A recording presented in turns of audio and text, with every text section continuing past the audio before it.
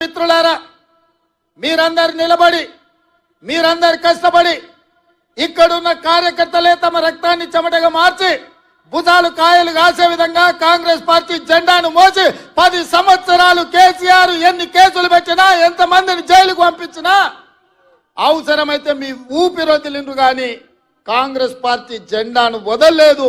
మీ భుజాలు కాయలు కాసే విధంగా ఇవాళ మహబూబ్ నగర్ పార్లమెంటు నియోజకవర్గంలో 7 అసెంబ్లీలు గెలిపించి 7 మందిని ఎమ్మెల్యేలు చేసిండ్రు. మిత్రులారా, ఈ వేదిక మీద నుంచి తెలంగాణ రాష్ట్రానికి నేను చెప్పదలుచుకున్నా, అయ్యా ఇవాళ మీరు ఆలోచన చేయండి. మేము కాంట్రాక్టర్లకో శ్రీమంతులకో లేకపోతే జాగీర్దారులకో జమీందారులకో టికెట్లు ఇయ్యలే. షాద్నగర్లో నేను టికెట్ ఇచ్చిన ఈర్లపల్లి శంకర్ ఒక రజక కుటుంబం నుంచి, సామాన్య కుటుంబం నుంచి, ఒక రజక కుటుంబంలో ఉన్నవాడు పైకి రావాలంటే ఎంత కష్టమో మీరు ఆలోచన చేయండి. ఇవాళ ఈ రాష్ట్రం మొత్తం మీద ఒక రజక కుటుంబం నుంచి ఒక యువకుడు ఎమ్మెల్యే అయిందంటే అది కాంగ్రెస్ పార్టీ శ్రీమతి సోనియా గాంధీ గారి ఆశీర్వాదంతో ఒక రజకుడు కూడా ఇవాళ కాంగ్రెస్ పార్టీలో ఎమ్మెల్యే అయిందని నేను చెప్పదలుచుకున్నాను. అదేవిధంగా మక్తల్ ప్రాంతంలో అతి చిన్న స్థాయి కార్యకర్త నుంచి కష్టపడి పైకొచ్చి కాంగ్రెస్ పార్టీ జిల్లా పార్టీ అధ్యక్షుడిగా జడ్పీటీసీగా మీకు అండగా నిలబడ్డ శ్రీహరిని సోనియమ్మ మల్లికార్జున్ ఖర్గే గారి ఆశీర్వాదంతో ఒక ముదిరాజు బిడ్డను ఇవాళ మక్తల్ నుంచి ఎమ్మెల్యేగా గెలిపించడం ఇది కాంగ్రెస్ పార్టీ వల్ల సాధ్యమైందా లేకపోతే ఇంకెవరైనా ఈ అవకాశం ఇస్తారా అని నేను అడుగుతున్నా. మిత్రులారా, ఈ రాష్ట్రంలో 119 అసెంబ్లీ నియోజకవర్గాలు ఉంటే 10% జనాభా ఉన్న ముదిరాజులకు కల్వకుంట్ల చంద్రశేఖరరావు ఒక్క టికెట్ కూడా ఇవ్వలే.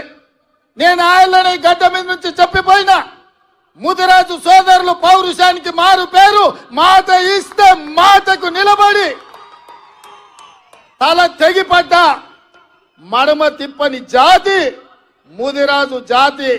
మీకు టికెట్ ఇయ్యని కేసీఆర్ను గద్దెదించే శక్తి మీ చేతిలో ఉంది. మీరు నడుం బిగించండి అని ముదిరాజు సోదరులకాయల ఈ నారాయణపేట నుంచే నేను విజ్ఞప్తి చేసిన. మాట ఇచ్చినట్టుగానే ఈ రాష్ట్రంలో ముదిరాజులకు టికెట్ ఇవ్వని కేసీఆర్ అధికారంలో ఉండడానికి లేదని ముదిరాజు సోదరులందరూ కేసీఆర్ ని గోతి తీసి పాతి పెట్టి బొందలో పెట్టిండ్రు. ఇవాళ శ్రీహరి మీ ఎమ్మెల్యేగా, మా మిత్రుడుగా, ముదిరాజు బిడ్డగా ఇవాళ శాసనసభకు నాయకత్వం వహిస్తున్నాడు. అదే కాదు మిత్రులారా, ముదిరాజులను ఆనాడు బీసీ ఏ గ్రూప్ లో ఉంటే కొన్ని ప్రత్యేకమైన పరిస్థితుల్లో ఏ గ్రూప్ నుంచి డి గ్రూప్ కు మారవడం జరిగింది. ఇవాళ కేసు సుప్రీంకోర్టులో ఉంది. కేసీఆర్ నిర్లక్ష్యం వల్ల, కేసీఆర్ పట్టించుకోకపోవడం వల్ల, కేసీఆర్ సమర్థవంతమైన వాదన తెలంగాణ ప్రభుత్వం నుంచి సుప్రీంకోర్టులో వినిపించకపోవడం వల్ల ఇవాళ ఎన్నో లక్షలాది ఉద్యోగాల నియామకాలలో ముదిరాజు బిడ్డలకు అన్యాయం జరుగుతుంది. ఇవాళ ముదిరాజులను బీసీ డి గ్రూప్ నుంచి ఏ గ్రూపులకు మారవాలి అని అంటే ఈ గడ్డ మీద మళ్ళా కాంగ్రెస్ పార్టీ జెండా ఎగరాలి. మీ తరపున సిపాయిగా ఢిల్లీలో కొట్లాడాలి అంటే మీ వాదన బలంగా వినిపించాలి.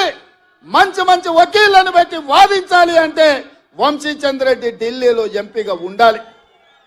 ఇవాళ ముదిరాజ్ సోదరులు నేను ఒక్క మాట ఇవ్వదలుచుకున్న, ప్రత్యేకంగా ఈ రాష్ట్రంలో ఉన్న తెలంగాణలో ఉన్న 10% ముదిరాజు బిడ్డలారా మీరు ఆలోచన చేయండి. మీ బిడ్డకు కేసీఆర్ ప్రాతినిధ్యం వహించే గజ్వేల్ సిద్దిపేట ఉన్న పార్లమెంటు మెదక్కు నీలం మధు ముదిరాజును కాంగ్రెస్ పార్టీ టికెట్ ఇచ్చింది. కానీ అదే కేసీఆర్ నాయకత్వం వహిస్తున్న మెదక్కు కేసీఆర్ వెంకట్రామరెడ్డికి టికెట్ ఇచ్చాడు. మేమేం ఆలోచన చేస్తామో కేసీఆర్ ఏం ఆలోచన చేస్తాడో మీరు ఒక్కసారి ఆలోచన చేయండి. అందుకే ఇవాళ ఈ వేదిక మీద నుంచి మీకు ఒక మాట ఇవ్వదలుచుకున్నా. మెదక్లో నీలం ముదిరాజుని గెలిపించండి, మహబూబ్నగర్ లో వంశీచంద్ర రెడ్డిని గెలిపించండి, తెలంగాణలో 14 సీట్లు ఇవ్వండి. ఆగస్టు 15 తారీఖు లోపల మీ ముదిరాజు బిడ్డను మంత్రిని చేసే బాధ్యత నాది. మీకు శక్తి ఉంది,